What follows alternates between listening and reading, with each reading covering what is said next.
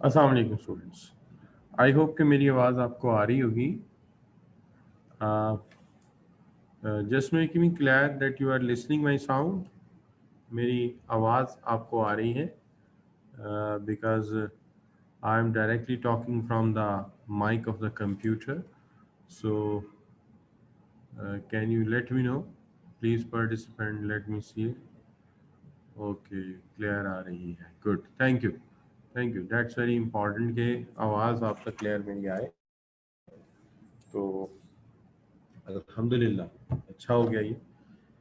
तो मैं अपने काम को आगाज़ करता हूँ। बिस्मिल्लाहिर्रहमानिर्रहीम। रब्बी इश्रह ली सदरी वयस्सिर ली अमरी वहलुल उक़दतम मिन लिसानी यफ़क़हू क़ौली। आज का जो मेरा काम है इसके अंदर मैं दो टॉपिक्स को पहले कवर करना चाहूँगा।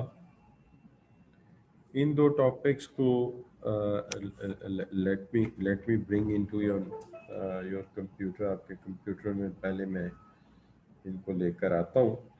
ये जो दो टॉपिक्स हैं ये रिलेटेड है हमारे क्वालिटी के इश्यूज़ के साथ ही, क्वालिटी मैनेजमेंट के इश्यूज़ के साथ इनका ताल्लुक़ है।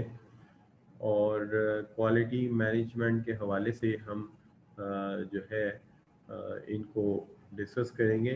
पहला टॉपिक जो है मेरा वो है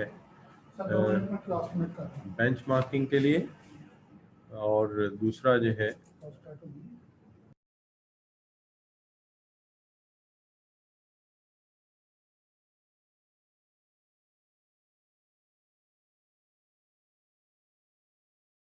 तो इसके टॉपिक है, इसके अंदर सबसे पहला टॉपिक मेरा बेंचमार्क का है, और दूसरा टॉपिक मेरा छोटा सा टॉपिक है, ज़्यादा बड़ा नहीं है, वो है वेस्ट एलिमिनेट करने का टॉपिक है। बाकी भी एक दो चीज़ें हैं जो मैं आपसे शेयर करनी चाहूँगा, तो मैं अभी आपके सामने इनको रखता हूँ।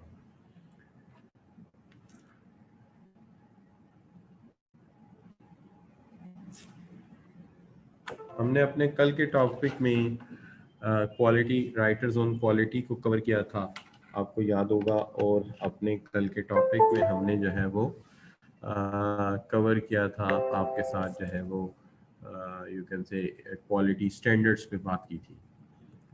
आज का हमारा जो मेन कंसर्न है उसके अंदर एक तो बेंचमार्किंग पे बात करने वाली है, और एक वेस्ट एलिमिनेशन का टॉपिक है। तो मैं दोनों को ही आज डिटेल में आपके सामने रखता हूँ। तो सबसे पहले तो स्लाइड शेयर करते हैं आपके साथ, ताकि आपके सामने कोई नोटिस आ जाए। आज स्टूडेंट्स तादाद से थोड़े कम नज़र आ रहे हैं, तो वो क्या कहते हैं कि जो चीज़ प्रोमिनेंट नज़र आ रही है वो ये है कि वो कहते हैं ना कि हमारी कौम का थोड़ा सा एक मिजाज है अपना। अच्छा, ये मिजाज जो है इसके अंदर वो कहते हैं कि वो कहते हैं ना वो जान की ईमान पाऊँ तो कुछ अर्ज करूँ।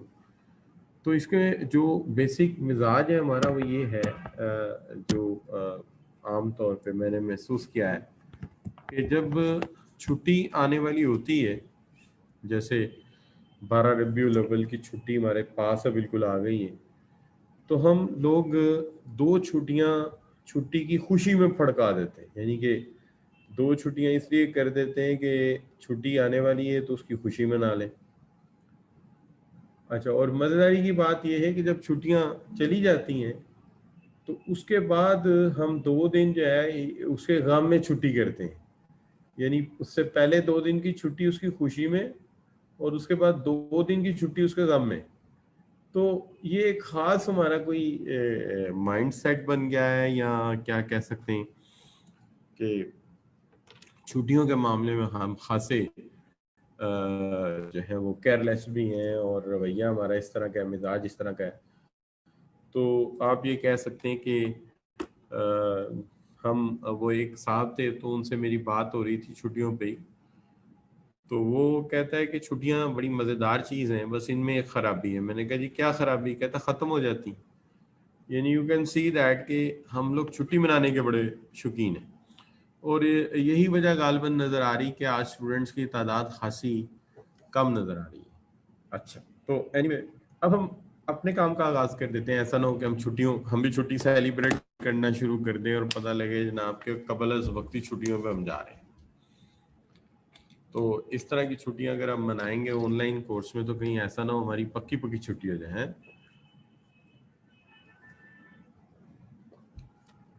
अभी आप लोगों की स्पोर्ट्स से, आप लोगों की हेल्प से बहुत सारे लोगों का भला हो रहा है। ये बहुत सारे ऐसे लोग हैं बच्चों जो अपनी जॉब में बहुत ज़्यादा मसरूफ़ रहते हैं और वो किसी इंस्टीट्यूशन में जाके अपनी क्लास नहीं पढ़ सकते। फिर कुछ ऐसे बच्चे हैं, कुछ ऐसे इलाकों से हैं जहाँ पर हमारा बाकायदा कोई सेंटर ना हो, तो सारे बच्चे बहुत फ़ायदा उठा रहे हैं। लेकिन इसके अंदर यकीनन आप बच्चों का ताउन शामिल है कि आप इसको मोटिवेट कर रहे हैं, आप ज्वाइन करते हैं। बाकी बच्चे भी जो इस क्लास में रजिस्टर्ड हैं, मैं उनसे यही अपील करूँगा कि इस सिलसिले को हम जारी रखें। इसमें बहुत सारे इंसानों का भला है, पर्टिकुलरली वो लोग जो कि जॉब करते हैं, फ्यूल इतना कंज्यूम नहीं कर सकते, या बजट नहीं बनता, या टाइम मैनेज नहीं होता, जॉब्स में मसरूफ़ हैं, प्राइवेट जॉब्स कर रहे हैं, तो ऐसे लोगों के लिए ये एक ब्लेसिंग है। तो हमें कोशिश करनी चाहिए कि हम इस सिलसिले को जारी रखें और इसको पूरी मोटिवेशन के साथ जारी रखें कि ये सिर्फ एक source to make knowledge transformation नहीं, बल्कि एक नेकी का काम होगा आपकी तरफ से भी और मेरी तरफ से भी। तो शुरू रखते हैं जी अपने काम को। सबसे पहली बात तो हम करते हैं बेंच मार्किंग पे। देखिए, पहली बात तो ये कि बेंच मार्किंग होता क्या है। देखिए, आपने कभी किसी को देखा हो कि वो, चले मैं यहाँ से बात शुरू नहीं करता, आप यूं कह लीजिए कि आपको कभी किसी शख्सियत ने इंस्पायर किया और इंस्पायर करने के बाद आपने किसी हद तक अपनी नौकरी में उसको फॉलो किया हो कि यार मैंने ऐसा बनना है, मैंने ऐसा बनना है। तो इंसान जो है इस तरह किसी से इंस्पायर होता है और उसको अपना रोल मॉडल बना लेता है और फिर कोशिश करता है कि मैं जहां पे आज हूं किसी तरह मैं अपने रोल मॉडल की तरह का बन जाऊं। ये बिल्कुल वही अप्रोच है जो हमारी बेंच मार्किंग की अप्रोच है कि एक आम इंसान अपने आप को किसी जैसा बनाने की कोशिश करता है और उसको हम उसका रोल मॉडल कह सकते हैं। इसी तरह कारोबारी दुनिया में कोई बिजनेस, कोई कॉरपोरेशन कोई काम बहुत अच्छी तरह करती है दूसरों से, तो दूसरी उसको रोल मॉडल बना लेती हैं और उसके उस काम को उसी तरह करने की कोशिश करती हैं जिस तरह वो एक कामयाब ऑर्गेनाइजेशन कर रही है। तो हम इसको बेंच मार्किंग का नाम दे सकते हैं कि ये बेंच मार्किंग है कि इसकी तरह हमने होना है और इसकी तरह हमने ये जो काम है ये करके दिखाना है। तो हम अपनी बात को आगे बढ़ाते हैं। सबसे पहले तो देखते हैं कि हम अल्फाज में इसको किस तरह से डिफाइन करते हैं। तो देखिए, bench marking is the process of systematic comparison of service, practice और प्रोसेस। ये एक सिस्टमैटिक कंपैरिजन है एक प्रैक्टिस का, यानी एक अमल कह लीजिए, एक प्रोसेस का या एक सर्विस का कंपैरिजन। इस कंपैरिजन का मकसद क्या है? It is used to provide a target, ताकि एक टारगेट आ जाए for action in order to improve competitive position, कि अपनी कंपेटिटिव पोजीशन को बेहतर करने के लिए उसे एक टारगेट बना लिया जाए और फिर उस टारगेट के मुताबिक हम अपना काम करें। तो आप ये कह सकते हैं कि बेसिक मैटर का मतलब यहाँ पर ये है कि बेंच मार्किंग एक अमल है, बेंच मार्किंग एक सर्विस है, एक प्रोसेस है, और ये इसलिए की जाती है कि हम ये चाहते हैं कि एक कि प्रैक्टिस या एक अमल जो है, जो कि एक बेस्ट वे में हो रहा है, हम उसको कूप अप करें, हम बिल्कुल वैसा करना शुरू कर दें ताकि हम अपनी कंपेटिटिव पोजीशन को बेहतर हालत में ला सकें। तो इस हम कहते हैं ये हमारी बेंच मार्किंग है। सो मैं रिपीट करता हूं कि बेंच मार्किंग का मतलब क्या है। बेंच मार्किंग का मतलब ये है कि हम किसी टारगेट को, किसी के अच्छे काम को कूप अप करें और बिल्कुल उसी तरीके से उस काम को परफॉर्म करने की कोशिश करें। This is what we call the benchmarking. अब आगे बढ़ें तो बेंचमार्किंग को हम एक अमल का नाम भी देते हैं। यानी benchmarking is a process measuring the performance of companies product. ये एक ऐसा अमल है, ये एक ऐसा प्रोसेस है जिसके अंदर हम अपने कंपनी के प्रोडक्ट, सर्विसेज और प्रोसेसेस को अगेंस्ट एंड अदर बिजनेस के टारगेट के मुताबिक कंपेयर करते हैं ताकि ये एक बेस्ट इन क्लास हो सके। The point of benchmarking is to identify internal opportunities for improvement, ताकि हम अपॉर्चुनिटीज हासिल कर सके इम्प्रूव करने की। तो बुनियादी तौर पर नुकता वही हुआ कि हमारी नज़र में एक टॉप स्टार किस्म का अमल है, एक टॉप स्टार किस्म का प्रोडक्ट है या एक टॉप क्लास किस्म का प्रोसेस है। हम उसको आइडियलाइज करते हैं और आइडियलाइज करके हम उसको एक स्टैंडर्ड बना लेते हैं और फिर उस स्टैंडर्ड को अचीव करने की कोशिश करते हैं और अपने म्यार को इतना ऊपर लाते हैं ताकि हम इस गैप को कवर कर सकें और इस गैप को कवर करके हम उस स्टार की एक्टिविटी के बराबर पहुंच जाएं। This is what we call the benchmarking. इसको हम बेंच मार्किंग का नाम देते हैं। अब सवाल ये पैदा होता है कि बेंच मार्किंग की भी बहुत सी इकसाम है, टाइप्स ऑफ बेंच मार्किंग। तो यहाँ पे हम इसको यूं कह सकते हैं, just a minute, I think ये इसको ठीक करता हूँ पहले।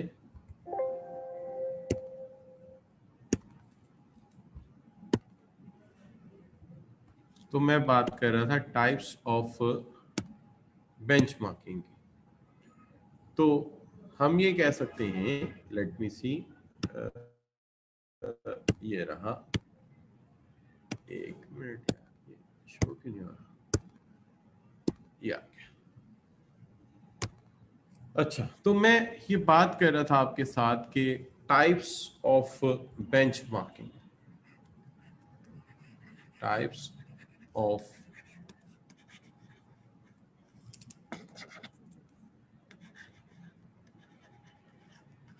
बेंचमार्किंग।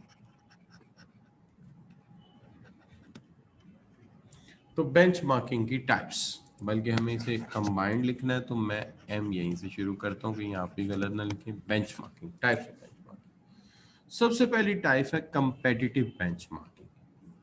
एक ऐसा मेथड जिसमें हम कंपैरिजन करते हैं परफॉर्मेंस का इन key areas with that of your most successful competitor. अपने मोस्ट सक्सेसफुल कंपेटिटर के प्रोसेस से अपना मुआवजा करते हैं। अच्छा, इसमें भी एक बड़ी सिंपल सी बात है कि मैं एक जगह जॉब करता था तो वहां पर मैंने कोई प्रोसेस डिजाइन किया कि काम इस तरह से होना चाहिए। तो जो डायरेक्टर थे उन्होंने कहा कि नहीं, इस तरह नहीं करेंगे, हम इस तरह करेंगे जैसे कि फलां फर्म करती है। तो मैंने उन्हें कहा ऐसा क्यों नहीं हो सकता कि हम अपना डिजाइन करें। तो उन्होंने कहा जब तक वो इंडस्ट्रियल लीडर है हम उसको फॉलो करेंगे, जब हम इंडस्ट्रियल लीडर बन जाएंगे तो फिर हम अपने प्रोसेसेस डिजाइन करेंगे। तो first we follow the leader. बहरहाल उनकी मर्जी जो है वो कहें। तो बहरहाल आप ये कह सकते हैं, इसमें ऑब्जेक्शनेबल बात ये है, मुझे भी उस वक्त ये ज़हन में आई कि ऐसा भी तो हो सकता है कोई दूसरा इंसान सोचे और वो उससे बेहतर सोचे। ये डेट जो उन्होंने कहा मैंने मान लिया। तो हम ये कह सकते हैं कि ये है आपकी कंपेटिटिव बेंचमार्किंग, जहां पर कि आप मुआवजनाती तौर पर कंपेयर करते हैं उस इंडस्ट्री के मार्केट लीडर को, उस इंडस्ट्री के कंपेटिटर को, उस इंडस्ट्री के टॉप परफॉर्मर को जो top of the line product offer कर रहा है और उसका मार्केट में ठीक ठाक इमेज है, जो top of the line product offer कर रहा है और इसका मार्केट में ठीक ठाक इमेज है। ठीक है जी। अच्छा, तो आप में से you see hand is raised by Numan Salim. Numan Salim बेटा आप लिख कर सवाल कर लीजिए, please write down the question लिख कर सवाल कर लीजिए। अच्छा, तो हम ये बात कह रहे थे कि बेंच मार्किंग जो है ये हम ये कह सकते हैं कि कंपेटिटर जो है top of the line product offer जो कर रहा है कंपेटिटर, हम उसके प्रोसेसेस को फॉलो कर लेते हैं। एक चीज आ जाती इंटरनल बेंचमार्किंग, जिसको पीछे भी हमने जो डेफिनेशन लिख रहे थे उसमें थी कि ए मेथड ऑफ कंपैरिजन या comparing performance in key areas in one of the part of organisation with performance in another part of organisation, के हमारी अपनी ऑर्गेनाइजेशन का एक पार्ट बेस्ट परफॉर्म कर रहा है, तो हम बजाय इसके कि बाहर से कोई एग्जांपल लें, हम अपने ही किसी डिवीजन या अपने ही किसी डिपार्टमेंट को एज एन एग्जांपल पिक कर लेते हैं। हम अपने ही किसी डिपार्टमेंट को, अपने ही किसी जो डिपार्टमेंट है उसको एज एन एग्जांपल पिक कर लेते हैं, तो ये भी एक चीज हो जाती है। दूसरी चीज जो है वो है फंक्शनल बेंचमार्किंग। अब फंक्शनल बेंचमार्किंग जो है हम कहते हैं कि ये इन्वॉल्व करती है comparing function with the practice of an organisation known to excel in that area, कि हम कंपेयर कर लेते हैं फंक्शनल बैंक मार्क को कि हम जो काम कर रहे हैं क्या इसी तरीके कार के तहत कर रहे हैं, क्या हम जो काम कर रहे हैं वो इसी मेथड के तहत कर रहे हैं। तो एक फंक्शनल बेंचमार्किंग जिसमें आप यूं कह लीजिए कि हम स्टेप्स डिफाइन कर लेते हैं कि स्टेप 1 ये है, स्टेप 2 ये है, स्टेप 3 ये है, तो जो भी काम हो रहे हैं वो बिल्कुल इन स्टेप्स को फॉलो करते हुए हो रहे हैं या नहीं हो रहे, तो इसको आप कह सकते हैं ये फंक्शनल बेंचमार्किंग। अब आगे आ जाते हैं, तो बेंचमार्किंग जो है वो अगर आप देखें तो एक सिंपल 5 स्टेप प्रोसेस है। सवाल ये है कि ये 5 स्टेप प्रोसेस क्या है। तो अभी तक अगर आप देखें तो मैंने सबसे पहले बेंचमार्किंग को डिफाइन किया है कि बेंचमार्किंग ये है कि हम एक स्टैंडर्ड के मुताबिक किसी प्रोसेस या किसी एक्टिविटी को कंपेयर करते हैं अपनी किसी एक्टिविटी से, that is called benchmarking. Types of benchmarking के अंदर एक कंपेटिटिव बेंचमार्किंग है कि उस इंडस्ट्री का बेस्ट कंपेटिटर को कूप अप करना है। इंटरनल बेंचमार्किंग है अगर अपना ही कोई डिवीजन या अपना ही कोई यूनिट अच्छा परफॉर्म कर रहा है तो उसके साथ मुआवजा करके काम कर लें। और तीसरी फंक्शनल बेंचमार्किंग है जिसके अंदर कोई काम बड़े अच्छे तरीके से हो रहा है खास स्टेप्स फॉलो करते हुए, तो उन स्टेप्स को हम फॉलो करें हर दफ़ा वो अमल जब हम फ्राहम करें। तो ये जो है बेसिकली हम इसको कहते हैं कि ये हमारा बेंचमार्किंग का असूल है। नुमान कोई बात नहीं बेटा, हो जाता है। अच्छा जी, तो अब हम सवाल ये कर रहे थे कि ये 3 चीजें हो गई, अब ये है कि ये 5 स्टेप प्रोसेस है। अब ये जो 5 स्टेप प्रोसेस है इसके अंदर सबसे पहली बात तो ये है कि पहला जो स्टेप है कि अगर हम किसी समझते हैं कि प्रोडक्ट अच्छा बन रहा है या सर्विस अच्छी बन रही है या कोई डिपार्टमेंट अच्छा काम कर रहा है, तो हम उसको चूज करें आइडियल के तौर पे। वो जो आइडियल चूज किया है इसी को हम बेंचमार्क कह सकते हैं।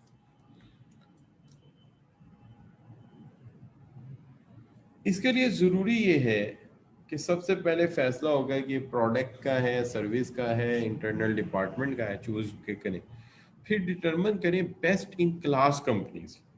You should make benchmark. अगर बेंचमार्क बनाना ही है तो हम किसी एवरेज कंपनी को क्यों बनाएं। जाहिर है अगर मुझे आपके सामने किसी स्टूडेंट को एज अ बेंचमार्क पेश करना हो तो मैं उस बच्चे को आपके सामने लाऊंगा जो सर्टिफिकेट ऑफ मेरिट रखता है, जो टॉप क्लास परफॉर्मेंस दे रहा है, ताकि आप उसको कॉपी कर सकें।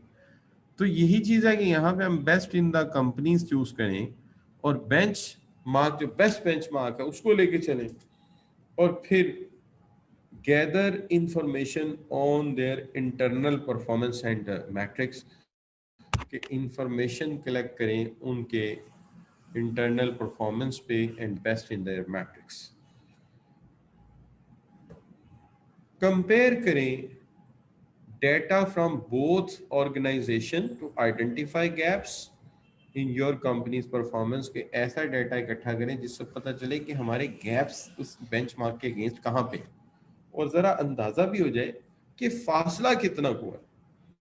उसकी वजह यह है कि रियलिस्टिक डिस्टेंस ही आप तय कर सकते हैं ना, कि एक स्टूडेंट जो है वो एवरी 30% स्कोर ले रहा है, एक 90% ले रहा है, बेंचमार्क तो बनाया जा सकता है लेकिन डिस्टेंस बड़ा ज्यादा है दोनों का। लिहाजा हमें ऐसा डेटा मिले जिससे पता चले कि गैप्स कहाँ कहाँ पर हैं जो हम मीट नहीं कर पा रहे।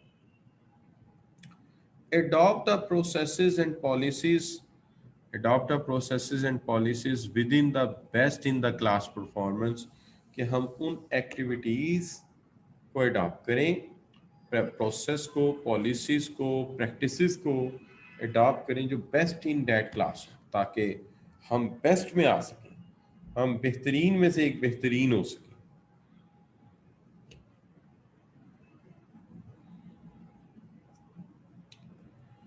बेंचमार्किंग जो है पॉइंट आउट करती है what changes will make most difference, but it's up to you to actually put up in them in place. के बेंचमार्किंग हमें बताती तो है कि हमारे फॉल्ट्स कहाँ हैं, कौन सी ऐसी एक्टिविटीज़ हैं जो अगर हम ठीक करें तो हम बहुत बेहतर हो सकते हैं, आगे आ सकते हैं। लेकिन सवाल वही पैदा होता है कि ये सब कुछ इस तरह हो सकता है कि अगर इन द रियल सेंस हम सिर्फ मेजरमेंट ना करें, उस पर काम भी करें, put in the place actually, तो तभी हम इसके अंदर कामयाब हो सकते हैं। लेकिन जहाँ तक बेंचमार्किंग को हम देखते हैं अपने ICMA के और जो पुराने नोट्स हैं उसमें, तो वो ये कहते हैं कि ये 7 स्टेप प्रोसेस है। पहला प्रोसेस ये है कि select process to be benchmark. कौन सा प्रोसेस है इसको बेंचमार्क करना चाहते हो, इसके लिए जिम्मेदारी लगाएं, किसकी लगानी है, असाइन रिस्पॉन्सिबिलिटी। फिर identify potential partner to benchmark against, potential partner जो बेंचमार्क अगेंस्ट करेंगे, यानी बेंचमार्क चूज भी करेंगे, तय भी करेंगे, और फिर उसके ऊपर वो डेटा कलेक्ट करेंगे और अवेल्युएट करेंगे। उसके बाद वो एक बेस्ट प्रैक्टिस फाइंड आउट करेंगे और फिर इम्प्लीमेंट करेंगे चेंज, और फिर रिव्यू करेंगे अपनी सक्सेस। दोबारा रिपीट करते हैं, पहला काम ये करेंगे कि सिलेक्ट करेंगे बेस्ट बेंचमार्क को, नंबर 1। इस मामले में जो अफराद की जिम्मेदारी लगानी है, रिस्पॉन्सिबिलिटी लगाएंगे। नंबर 2, वो potential partner to benchmark against देखेंगे, उस मामले में डेटा इकट्ठा करेंगे, फिर हम उसमें से बेस्ट प्रैक्टिस निकालेंगे, फिर हम उसको इम्प्लीमेंट करेंगे और इन दी एंड रिव्यू करेंगे। अगर गैप रह गया तो हम इस प्रोसेस को दोबारा फिर यहाँ से शुरू कर देंगे और तब तक ये काम करते रहेंगे जब तक हम इस लूप होल को ख़त्म ना कर दें। इस तरह ये काम जारी रहेगा। सवाल ये है, एक पैदा होता है कि बेंच मार्क का पता लग गया, टाइप्स का पता लग गया, प्रोसेस का पता लग गया, अब सवाल ये पैदा होता है कि इसके की बेनिफिट्स क्या हैं, what are it's key benefits, इससे हमें हासिल क्या होगा। देखिए, सबसे पहली बात जो है इसके की बेनिफिट्स को अगर आप देखते हो तो सबसे पहली बात यह है कि इससे एम्प्लॉयज़ की अंडरस्टैंडिंग बढ़ती है कि ये काम किस तरह से हो रहे हैं, कॉस्ट स्ट्रक्चर का आइडिया होता है और इंटरनल प्रोसेसेस का पता चलता है। वरना बंदा एक, वो कहते हैं ना, एक चाल चलता रहता है, एक अमल में लगा रहता है। लेकिन आइडियली अगर पता करें कि क्या वो इन द रियल सेंस कुछ गेन कर पाता है, गेन तभी कर पाता है जब उसे एक प्रोसेस का मुआवजे का मौका मिलता है। आप यूं समझ लीजिए कि मैं इसकी मिसाल यूं दे सकता हूं कि मैं एक जगह पढ़ा रहा था, तकरीबन मुझे 3-4 साल हो गए थे, लेकिन मैंने कभी नहीं सोचा था कि यहाँ पे काम हकीकतन हो कैसे रहा। अच्छा, मजेदारी की बात यह है कि हुआ ये कि एक दफ़ा वहाँ पर उनकी कोई एफिलिएशन थी किसी यूनिवर्सिटी के साथ, और उसका नाम था PSBA मनीला, यानी Philippine school of business administration Manila. तो उनकी एफिलिएशन थी उसके साथ। तो मैं ने वहाँ पे एक डॉक्टर आए तो उन्होंने देखा कि हम काम तो कर रहे हैं, लेकिन उन्होंने काम को हमें करने का हमारा एक ग्राफ बनाया, यानी एक फ्लो चार्ट बनाया कि स्टूडेंट इनरोल कैसे होता है, फिर कहाँ जाता है, फिर इंटरेक्ट किससे करता है, फिर उसके बाद वो कब क्लासरूम आता है, फिर उसके बाद एग्जाम कैसे कंडक्ट होता है। उन्होंने एक पूरे का पूरा फ्लो चार्ट बना दिया। अब जब उन्होंने वो फ्लो चार्ट बनाया और वो वहां पे डिजाइन करके लगाया, तो फिर अंदाजा हुआ कि यार ये तो एक पूरा प्रोसेस है। तो यही बात होती है कि जब हम उसको ग्राफ करते हैं तो अंदाजा होता है कि ये प्रोसेस क्या है, वो प्रोसेस क्या है, तो कम से कम ये तो पता चलता है कि हम किस प्रोसेस से गुजर रहे हैं, हमारे इस प्रोसेस के स्टेप्स क्या हैं। इससे हम इंकरेज भी करते हैं टीम बिल्डिंग को and cooperation in the interest of becoming more competitive, के हम टीम बिल्डिंग को इंकरेज करते हैं। जाहिर बात है, कामयाबी जब मिलकर ली जाती है तो टीम स्पिरिट बढ़ती है, इससे ताउन बढ़ता है, इंटरेस्ट बढ़ता है और हम ज़्यादा कम्पेटिटिव हो जाते हैं। और फिर उसके साथ साथ हमें हमारी फेमिलियरिटी इन्हांस होती है की परफॉर्मेंस मैट्रिक्स के साथ कि जनाब क्या परफॉर्मेंस मैट्रिक्स है हमारी, इसमें कौन कौन से ऐसे वेरिएबल हैं जिसको कंपनी वाइड हमें बेहतर करना है, तो हम बेहतर करके मजीद अपने अमल को, अपनी क्वालिटी को, अपने इमेज को बेटर कर सकते हैं। तो सबसे पहला तो मैं पॉइंट रिपीट करना चाहूँगा कि हम ना सिर्फ इम्प्रूव करते हैं बल्कि हमारी अंडरस्टैंडिंग बढ़ती है अपने इंटरनल प्रोसेस के मतलब और अपने कॉस्ट स्ट्रक्चर के मतलब। दूसरी बात यह है कि जब हम मिलकर मेहनत करते हैं, काम करते हैं और अचीवमेंट लेते हैं, तो उससे एक टीम बिल्डिंग भी हमारी बढ़ती है। और तीसरी चीज़ ये है कि हमें फेमिलियरिटी होती है को परफॉर्मेंस मैट्रिक्स के साथ कि एक्चुअली परफॉर्मेंस में कौन कौन से ऐसे वेरिएबल हैं जो हमें इम्प्रूव करने हैं, या कौन कौन से एरियाज हैं जो ऑब्जर्व किए जाते हैं, जिनका शायद आम हालात में हमें इतना शऊर ना होता या इतनी बेदारी ना होती उसके मुतालिक जितनी इस अमल के बाद हो जाएगी। तो ये है इसके की बेनिफिट्स। तो यहाँ पे आके मैं बेंच मार्किंग का ये जो टॉपिक है इसको मैं सम अप कर देता हूँ। इसमें मैंने 3 बातें बताई हैं। बेंच मार्किंग क्या है, टाइप्स ऑफ बेंच मार्किंग क्या है, बेंच मार्किंग का प्रोसेस क्या है, और बेनिफिट्स एंड पे थोड़े बहुत मैंने डिस्कस किए हैं। ये है बेंच मार्किंग का टॉपिक।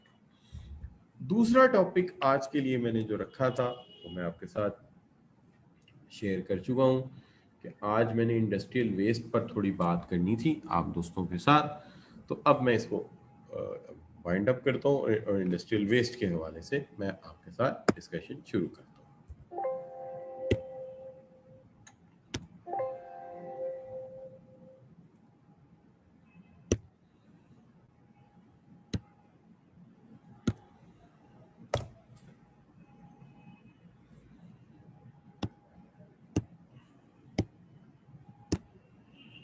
ये आ गई स्लाइड्स आपके सामने। Eliminating waste. सबसे पहली बात तो आप दोस्तों के साथ ये शेयर करने वाली है कि हमें इस वेस्ट को एलिमिनेट करने की ज़रूरत क्या है और क्वालिटी का इसके साथ लिंक है।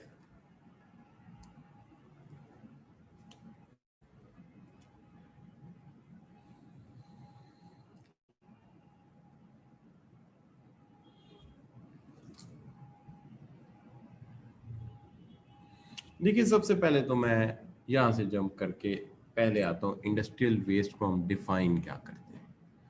Industrial waste is waste generated by manufacturing. ये वो वेस्ट है जो मैन्युफैक्चरिंग के अमल में पैदा होता है या either by industrial process. A waste which is created during industrial manufacturing और इंडस्ट्रियल प्रोसेसेस।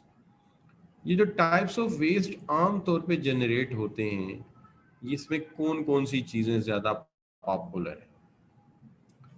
एक तो ये कि जहां पे भी हम काम कर रहे होते हैं, जाहिर है कैफेटेरियाज वगैरह तो होते हैं, तो कैफेटेरिया गार्बेज यानी पैकिंग का सामान खुलता है, जाहिर है लोग हैं तो चीजें तो लाते हैं ना रोजाना की बुनियाद पे कैफेटेरिया में, तो कैफेटेरिया गार्बेज। दूसरा मट्टी है, डर्ट है, वो तो होती है और उसके अलावा स्क्रैप मेटल हैं, कंक्रीट की चीज़ें हैं अगर वो यूज़ हो रही हैं, ट्रैश है, आप कह सकते हैं कि मेटल पीस कह लें कोई इस तरह की, या ऑयल हैं, केमिकल्स हैं, वाइल्ड प्लांट ग्रास है, क्योंकि हम ज़ाहिर है बाज़ जगह पे हम बाकायदा माली रखे तो जो गार्ड बाग तो मेंटेन नहीं करते, ज़ाहिर है वो जगह रखी होती है हमने अपनी किसी प्लांट फैसिलिटी के लिए, तो वहाँ ग्रास उठती है, वो जलती है, उससे भी वेस्ट क्रिएट होता है। ठीक है जी। अच्छा, ट्रीज़ हैं, वुड है, इसी तरह स्क्रैम क्लम्प हैं, ये फालतू पड़े होते हैं, और इस तरह सिमिलर अदर वेस्ट होते हैं। ये तो ये सारा हमारा इंडस्ट्रियल वेस्ट है, जिसके अंदर कंक्रीट है, ऑयल है, स्टील के पीसेस हैं, अगर बहुत बड़ा लैंड एरिया है तो वहाँ पे फालतू उगी हुई जंगली ग्रास है जो जल जाती है, फिर गल सड़ जाती है, वो भी हमारा वेस्ट है। इसकी शक्ल अगर आप देखें तो मैंने एक तस्वीर लगाने की कोशिश की थी ताकि मैं आपको समझा सकूं कि इंडस्ट्रियल वेस्ट। अब इंडस्ट्रियल वेस्ट के बारे में बड़ी जो मज़े की बात ये है कि मैंने एक वर्कशॉप अटेंड की थी, बड़ा ज़माना है, जवानी में आप कह लीजिए, आज से कोई 10 साल पहले, 12 साल पहले।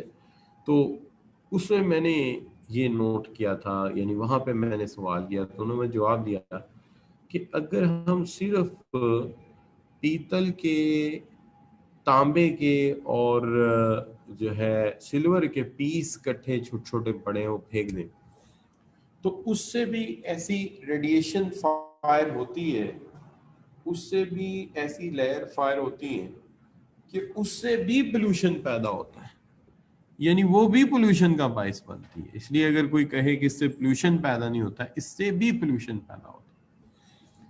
अब जहां तक सवाल है हमारा यहाँ तक कि अगर हम बात करें पोल्यूशन के हवाले से कि हम किस तरह से वेस्ट को रिड्यूस कर सकते हैं, वेस्ट तो है लेकिन रिड्यूस कैसे करेंगे इसको, तो सवाल ये है कि how to reduce the waste, the way to reduce waste and reduce cost in result of it. देखिए, सबसे पहली बात तो ये है कि हमें एक एफिशिएंट इन्वेंट्री मैनेजमेंट करनी चाहिए। यानी आप ये कह सकते हैं कि अगर हम फजूल में इन्वेंट्री में चीज़ें भरे रखें और वो चीज़ें इस्तेमाल ना हो तो दो बड़े नुकसान होंगे। एक नुकसान तो सीधा सा है कि जी जितना ज़्यादा हमने इन्वेंट्री को भर के रखा है, वो इन्वेंट्री में चीज़ें इस्तेमाल नहीं हुई, कुछ तो वक्त के साथ साथ एक्सपायर होंगी, ज़ाहिर है कॉस्ट बढ़ेगी हमारी, एक्सपायर होने के बाद डेफिनेटली वो वेस्ट का हिस्सा बन जाएंगी। तो अगर हम इन्वेंट्री को ज़रा जिम्मेदारी से मैनेज करें या इन्वेंट्री को प्रॉपर वे में मैनेज करें तो फिर डेफिनेटली ये प्रॉब्लम नहीं होगा, और जो चीज़ें हैं, जो मटेरियल है, वो उतना ही हो जितनी हमें ज़रूरत है, और हम एफिशिएंटली उसे इस्तेमाल करें। तो जो स्टॉक फजूल में हैजर्डियस स्टॉक है, मटेरियल है, वो जनरेट ही नहीं होंगे, क्योंकि आपने उतना ही मंगवाया जितना इस्तेमाल हो गया। तो एक तरीका कार तो ये हो सकता है। दूसरा ये हो सकता है कि हम पैकेजिंग मटेरियल जो है वो रिड्यूस करें।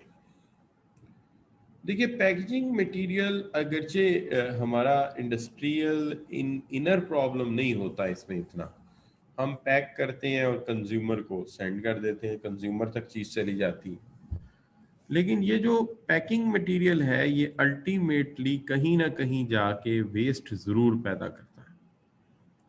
वो बेशक कंज्यूमर के घर में जाके करें या जो भी है, but it will enhance the waste of the paper, waste of the thermocol sheets, और ये सारी चीज़ें आती हैं। और ऑब्वियसली अगर ये लोग जैसे हमारे यहाँ, तो आप जानते हैं कि वेस्ट जो है वो प्रॉपर तरीके से डिस्पोज ऑफ नहीं होता, तो फिर फर्दर पोल्यूशन फैलाता है और उससे मजीद इन्वायरमेंट कंटेमिनेट होती है। तो ये एक सीरियस मसला है।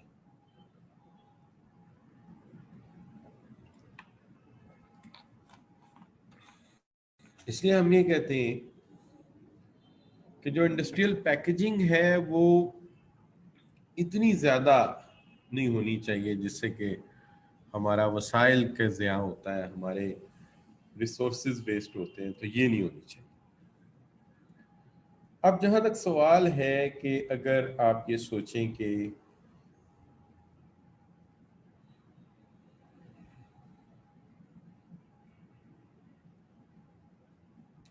हम वॉल्यूम रिडक्शन करें, कि सेग्रीगेशन टेक्निक्स पैदा करें, कि जो डेंजरस पोर्शन ऑफ वेस्ट है उसको नॉन हैजर्डियस पोर्शन से अलग करें।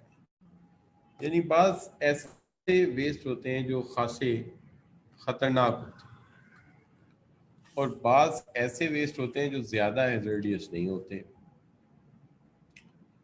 पर्टिकुलरली जब हम एटम से बिजली प्रोड्यूस करते हैं एटॉमिक रिएक्टर से, या हम कोई ऐसी टेक्निक इस्तेमाल करते हैं जिसमें केमिकल रिएक्शंस का हम बहुत ज़्यादा यूज़ करते हैं, तो जाहिर है केमिकल इस्तेमाल भी होते हैं लेकिन केमिकल वेस्ट भी होते हैं। जैसे आपने ये फैक्ट्रीज देखी होंगी जो पीवीसी पाइप बनाती हैं सैनिटेशन के, और पीवीसी पाइप बनाती हैं इसके गैस वगैरह के, प्लास्टिक पाइप्स। तो बहुत सारे ऐसे केमिकल्स हैं जो इंतहाई हैजर्डियस होते हैं। तो हमें कम से कम ये कर लेना चाहिए कि इनकी सेग्रीगेशन कर देनी चाहिए, अलहदा कर लेना चाहिए। जो ज़्यादा पुरखतर वेस्ट है वो अलहदा हो जाए, और जो लेस हैजर्डियस है या कम नुकसानदेह वो अलहदा हो जाए। तो इससे हम कॉस्ट ऑफ वेस्ट डिस्पोजल काफ़ी हद तक कम कर सकते हैं। अच्छा, दूसरी चीज़ आ जाती है कि हम रिकवर करें, रीयूज करें। पॉपुलर टर्म है रिसाइकलिंग। देखिए, पेपर हो गया, प्लास्टिक हो गया, मेटल हो गया, इसमें से बेशुमार चीजें ऐसी हैं जो रिसाइकिल होकर यूज हो सकती हैं। अगर जो रिसाइकल्ड मटेरियल अक्सर औकात उतने सॉलिड या उतने स्ट्रांग नहीं होते जितना हम सोचते हैं, येट डेट हम ये जानते हैं कि बहुत सारे ऐसे मेथड्स हैं जिसके अंदर हम जो है अपने इस वेस्ट को रिड्यूस कर लेते हैं। लिहाजा बहुत सारे ऐसे मेथडोलॉजी या तरीकाकार हो सकते हैं, तो हम इसको रिकवर कर सकते हैं, रीयूज कर सकते हैं इन चीज़ों को। तो ये भी एक मेथड है। उसके बाद बात आ जाती है मिनिमाइज द वाटर यूजेज। अब देखिए, एक कॉन्सेप्ट यकीनन हमने पहले भी डिस्कस किया था, इससे पहले जो है फंडामेंटल्स ऑफ मैनेजमेंट में, और इससे पहले एक आध बार मैंने बात की थी आपके साथ, और वो थी sustainable use of the materials. Sustainable use of materials, कि मटेरियल्स का ऐसा यूज किया जाए जो सस्टेनेबल हो। तो सस्टेनेबल यूज ऑफ मटेरियल की जब आप बात करते हैं तो इसका मतलब ये होता है कि देखिए, बाज रिसोर्सेज अल्लाह ताला ने दिए हमें ज़रूर हैं, लेकिन वो लातादाद नहीं है बहरहाल, कि आप जितना दिल चाहे आप उन्हें वेस्ट करें। तो कभी आपको इत्तेफाक हो तो मैं लाहौर में जिस जगह मेरी रहाइश है उसके पीछे एक बहुत बड़ा जो है करीब से एक बहुत बड़ा ड्रेन गुजरता है, नाला है, गंदा नाला है, तो उसको हम कहते हैं हडियारा ड्रेन। तो जो हडियारा ड्रेन है वेरी ह्यूज इन साइज है, उसके पास से अगर आप घुसे आपको शायद डर लगे कि यार ये तो पता नहीं कितना बड़ा कोई समुंदर है। लेकिन वहां पे जो इंडस्ट्री लगी है उसको देखकर इंसान को इतना दुख होता है कि 12 इंच का पाइप है, और 12 इंच के पाइप में से फुल फ्लेज पानी आ रहा है मुसलसल, और वो पानी जो है वो नाले में गिर रहा है आके। यकीनन अंदर कोई केमिकल्स के साथ मिला के कोई चीज वॉश की जा रही है, और वॉश करके वाटर वेस्ट किया जा रहा है। अब सवाल ये है कि खुदा के बंदो, अगर इस मिकदार में आप पानी ज़ाया करते जाओगे तो कब तक ये पानी तुम्हें मिलता रहेगा? जमीन की सतह में तो आप बच्चे जानते ही हैं कि पहले ही पानी की जो सतह है वो नीचे से नीचे, नीचे से नीचे जा रही है, और हम जो है इसके अंदर पहले से ही एक मुश्किल का शिकार हैं। तो अगर इसी तरह से काम होता रहा तो फिर तो बड़ा डिफिकल्ट हो जाएगा हमारे लिए इसे अमल को आगे बढ़ाना, रिटेन करना। तो वसाइल जो है वो ज़ाया होते जाएंगे। अब सवाल ये है कि क्या वसाइल को इसी तरह से हमने ज़ाया करते जाना है? नहीं, ये तो हमारे लिए मुमकिन नहीं है। और ऑब्वियसली ये बड़ा आसान मामला नहीं है जिस तरह से हम कहें कि इट्स वेरी सिंपल, कोई बात नहीं, होने दो वेस्ट। तो देखिए ये जो है ये प्रॉपर चीज़ नहीं है, सस्टेनेबल यूज़ होना चाहिए चीज़ों का, ताकि हम जो है वो चीज़ों को ज़ाया होने से बचा सकें। तो इसका नुकसान जो है वो ये है कि पानी सतह ज़मीन से नीचे जाता जाएगा और एक वक्त आएगा पानी बहुत ज़्यादा स्कैर्स हो जाएगा, बहुत ज़्यादा कमयाब हो जाएगा, और फिर ये महंगा दस्तयाब होगा और आने वाली नस्लों के लिए शायद कोई, अल्लाह ना करे, कोई ड्राइनेस फेस फेस करनी पड़ जाए। तो ये बड़ा मुश्किल है। लिहाजा हमें ये चाहिए कि ये जो कुदरती अतियात हैं, पानी है, इसको वेस्ट से बचाएं, और जो वाटर हम बहा रहे हैं, ज़ाया कर रहे हैं, उसी को रीप्रोसेस करके दोबारा यूज़ कर लें। उसमें कौन सी ऐसी कोई बड़ी बात है? जैसे कार वाश पे तो कम से कम किया जा सकता है, कार वाश में तो बल्कि रीप्रोसेस किए बगैर दोबारा फिर उस पानी को आप इस्तेमाल कर सकते हैं। सिर्फ उसके अंदर वो क्या होती, वो देसी जुबान में कह रहे हैं एक छलनी लगा लें, तो छलनी से रेत और मिट्टी के ज़रात अलहदा कर दें, दोबारा यूज़ कर लें उसको। उसमें कौन सा ऐसा मसला है कि गाड़ी को आप जो है वो कंटेमिनेटेड वाटर से थोड़े से धो देंगे तो गाड़ी के ऊपर कोई इन्फेक्शन हो जाएगा? तो ये तो कोई ऐसा मसला नहीं है। लेकिन हम जो है हम वेस्ट ऑफ वाटर जो है बहुत ज़्यादा कर रहे हैं, और जिस अंदाज से हम पानी को ज़ाया कर रहे हैं, अगर इसी तरह से ये रविश हमने बरकरार रखी, इसका बड़ा संगीन नतीजा निकल सकता है। तो एक चीज़ इसके अंदर ये आ जाती है। अब जब आप आगे बढ़ते हैं तो मामला जो है वो ये भी है कि एस्टेब्लिश प्रिवेंटिव मेंटेनेंस स्केड्यूल। देखिए होता ये है कि जब हमारे ब्रेक डाउन होते हैं ना इंडस्ट्री में, यानी चीज़ें, प्रोडक्शन का प्रोसेस रुकता है, प्लांट ख़राब होता है, मशीन ख़राब होती है, या मशीन गलत प्रोडक्शन करती है, तो इससे बहुत ज़्यादा वेस्ट प्रोड्यूस हो जाता है। यानी ज़ाहिर है बहुत सारे इनपुट ज़ाया होती है, वो फिर इनपुट दोबारा लेकर आओ, उस इनपुट को दोबारा इस्तेमाल करो, तो ये खासा कॉस्टली प्रोसीजर है, ये महंगा पड़ जाता है। लिहाजा ये भी हमारे लिए नाकाबिले बर्दाश्त है। इसलिए बेहतर ये है कि हम प्रिवेंटिव मेजर्स जो हैं वो लेते रहें। फिर इसके बाद एक चीज़ आ जाती है जिसको हम कहते हैं label and organize warehouse properly. अपना जो वेयर हाउस है उसे प्रॉपर तरीके से जो है वो आप मेंटेन करें। वजह वजह ये है कि देखिए अगर आप इसको प्रॉपर तरीके से मेंटेन नहीं करते, प्रॉपर तरीके से आप इसको मैनेज नहीं करते, तो बहुत सारे नए एम्प्लॉयज़ आते हैं और वो नए एम्प्लॉयज़ जो हैं वो चीज़ों को मिसअंडरस्टैंड करेंगे, चीज़ों को मिसअंडरस्टैंड करेंगे, गलत चीज़ें उठा के रख देंगे या उनको मिस हैंडल करेंगे, जिससे ब्रेकेज पैदा होगी, टूट फूट पैदा होगी, और चीज़ें जो हैं वो गलत यूज़ होने की वजह से भी वेस्ट प्रोड्यूस होगा। लिहाजा राइट वे में ये बड़ा ज़रूरी है कि लेबल कर दिया जाए, ऑर्गेनाइज कर दिया जाए वेयर हाउस को प्रॉपरली, इससे भी काफ़ी फ़र्क पड़ सकता है। बहरहाल हम इस टॉपिक को इससे ज़्यादा लिफ्ट नहीं करा सकते, तो यहाँ पे हम इसको वाइंड अप कर देते हैं। ये को इंडस्ट्रियल वेस्ट का टॉपिक है।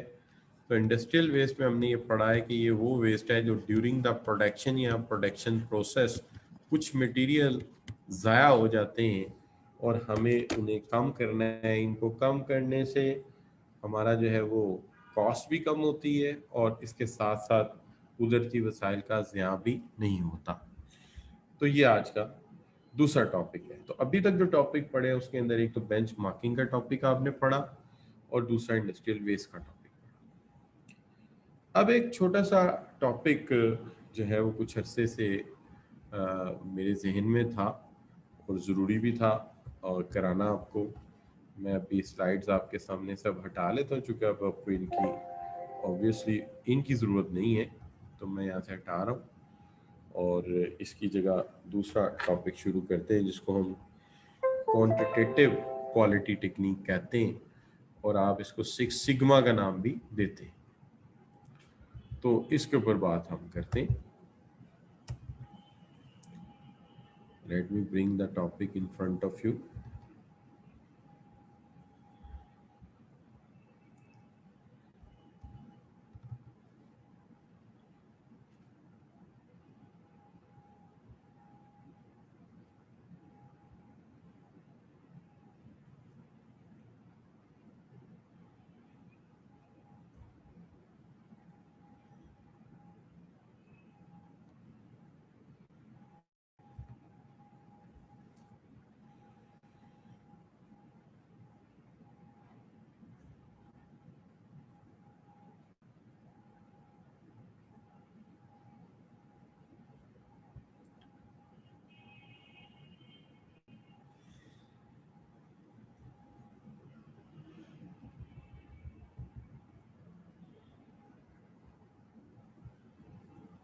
तो मैं आपके सामने अभी ये स्क्रीन रखने वाला हूँ।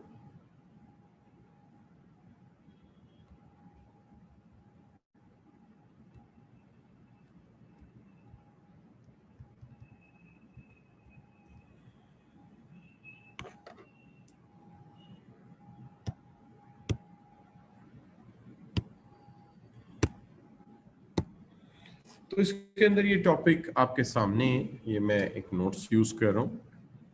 This is called six sigma topics. Six sigma basically एक स्टैटिस्टिकल प्रोसेस कंट्रोल है। स्टैटिस्टिकल प्रोसेस कंट्रोल है, इसका नाम हमने रखा हुआ है सिक्स सिग्मा आपके सामने। इसमें जो बुनियादी चीज़ हम ज़ेरे बहस लाते हैं वो कुछ इस तरह से है, जो मैं आपके सामने रखता हूँ।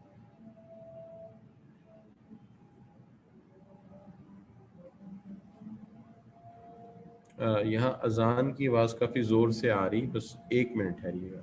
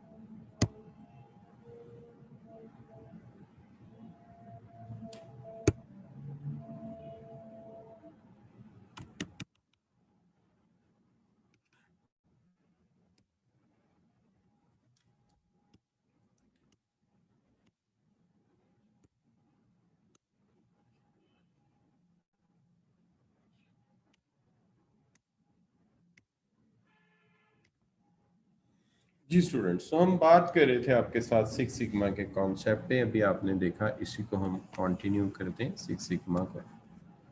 देखिए बेसिकली जो आपका स्टैटिस्टिकल प्रोसेस कंट्रोल है, इसको शुरू किया था 1980s में, जो है मोटरोला कंपनी ने।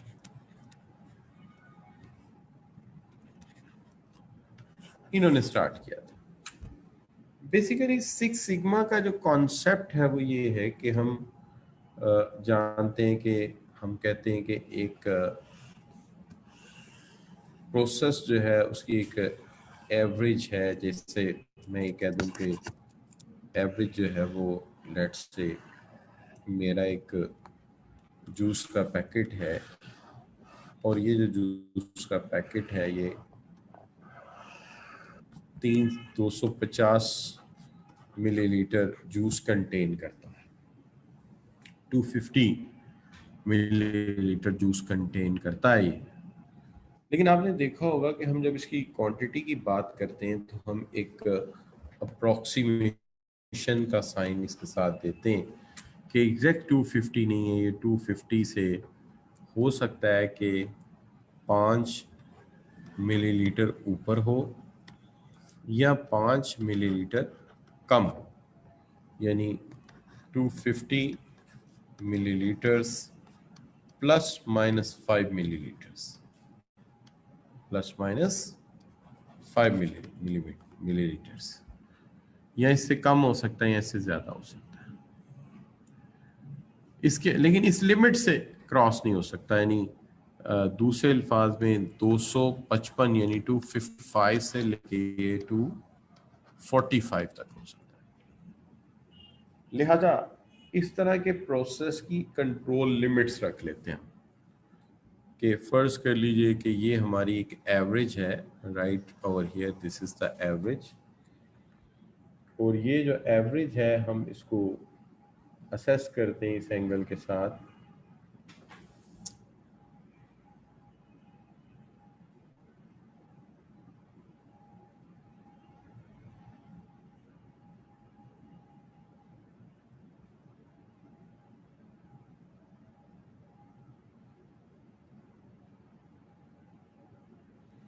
तो हम इसको असेस करते हैं इस तरह के, इसका मीन जो है डेट इज इक्वलेंट टू 250।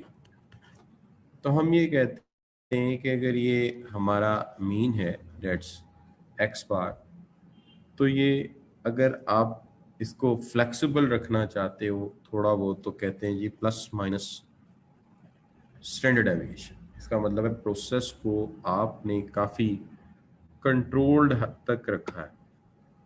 इसका मतलब प्रोसेस को आपने काफ़ी हद तक कंट्रोल में रखा है, यानी यू कैन सी दैट के अगर ये लिमिट थोड़ी होगी तो इसका मतलब है फ्लक्चुएशन अलाउ है मीन में एक स्टैंडर्ड डेविएशन माइनस कर देना या मीन में एक स्टैंडर्ड डेविएशन प्लस कर देना। लेकिन अगर आप इसमें लचक इससे भी ज़्यादा रखना चाहते हैं तो आप ये स्टैंडर्ड जो है इसको ज़्यादा नीचे ले जा सकते हैं, प्लस माइनस 2 स्टैंडर्ड डेविएशन, यानी स्टैंडर्ड डेविएशन से थोड़ा और ज़्यादा या कम। जैसे कि यहाँ पे ज़्यादा एक्सटेंड कर देते हैं तो एक स्टैंडर्ड डेविएशन दो दफ़ा उसमें से और दो दफ़ा ऐड कर दिया 2 स्टैंडर्ड डेविएशन। इससे भी ज़्यादा अगर फ्लेक्सिबिलिटी चाहते हैं तो फिर हम ये कर सकते हैं कि इसको मज़ीद फ्लक्चुएट कर दें, मज़ीद फ्लेक्सिबल कर दें कि x bar minus 3 standard deviation, x bar plus 3 standard deviation means x bar plus minus 3 standard deviation. तो इस तरह हमने इसको दो दो दो लिमिट्स है ना, तो इसको हम 6 सिग्मा का कॉन्सेप्ट देते हैं। So this is 6 sigma concept. तो ये प्रोसेस की लिमिटेशंस हैं। तो मैं चूंकि यहाँ थोड़ी सी न्यूमेरिकल बात रेफर कर रहा था आपको, तो ये बात समझ आई है आपको? जी, नुमान, सादिया हबीब, मोहम्मद हसीब, जी प्लीज। अरूज आसिम कह रही हैं कि ठीक है, और बाकी बच्चे भी कमेंट्स कर देते। अच्छा, नुमान कह रहे हैं क्लियर है सर, बिल्कुल ठीक हो गया। तो ये जो नोट्स मैंने आपको दिखाए थे अभी, ये भी मैंने अपलोड कर देने हैं आप लोगों को, ताकि ये भी आपके नोट्स का हिस्सा बन सके और इनको भी आप इस्तेमाल कर सकें बवक्त ज़रूरत।